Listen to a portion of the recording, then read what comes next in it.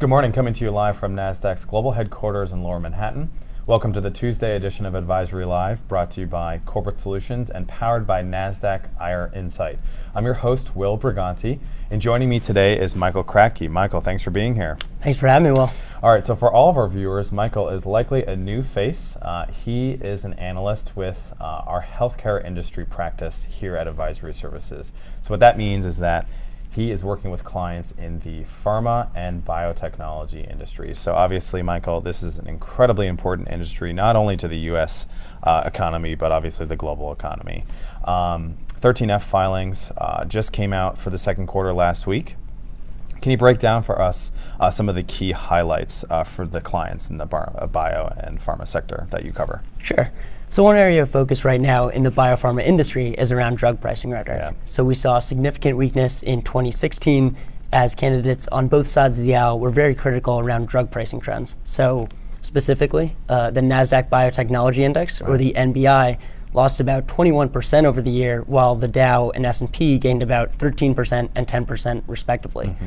So in 2017, we've really seen that this type of drug pricing scrutiny may not be the same type of headwind that it once was. Mm-hmm. So, for example, last week we saw a major pharma CEO step down from Trump's advisory council. Yes, that's right. But really, this wasn't met with the same type of backlash that it would have been in 2016, where a lot of these tweets really came into the spotlight. Sure, of course. But really, aside from that, another major theme for healthcare investors is going to be around M&A. Yes, absolutely. So biotech is coming off really a significant bull run in which between 2012 and 2015, the NBI outperformed the S&P 500 by about 167%. Okay. And a lot of this was really attributed to these large cap biotech companies and major pharma companies picking up these larger mid-cap companies such as Medivation, Baxalta, Pharmacyclics, in an effort to boost some of their pipelines. Okay. But really, we've seen that this type of blockbuster deal, there's been a lot less in 2017. Mm-hmm. And actually, a Bloomberg article released last week noted that deal flows in 2017 are about half of what they have been over the past 2 years. And that was specifically for the healthcare industry, deals in healthcare. Exactly. Okay, all right. So really, this general consensus seems to be that a lot of investors seem to be waiting to see how tax reform shakes out in the rest of the year.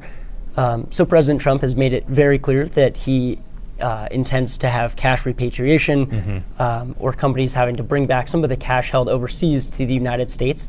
And we've seen that on a lot of 2Q earnings calls, a lot of these CEOs noted that they could be changing their strategies and maybe putting some of this money to work domestically through acquisitions if this tends to be the case. Yeah. But really, until then, we kind of are in a wait-and-see environment. All right, well, Michael, that's some very helpful insight for our viewers, I'm sure. My final question for you is this. So for investors in the healthcare space, what are some of the signals that they should be keeping an eye on in the near term, as we look out into sort of Labor Day and beyond? Right. So really, historically, biopharma has been kind of a very slow in this kind of pre-Labor Day, end of summer environment where volumes tend to be very light, not a ton of news flow.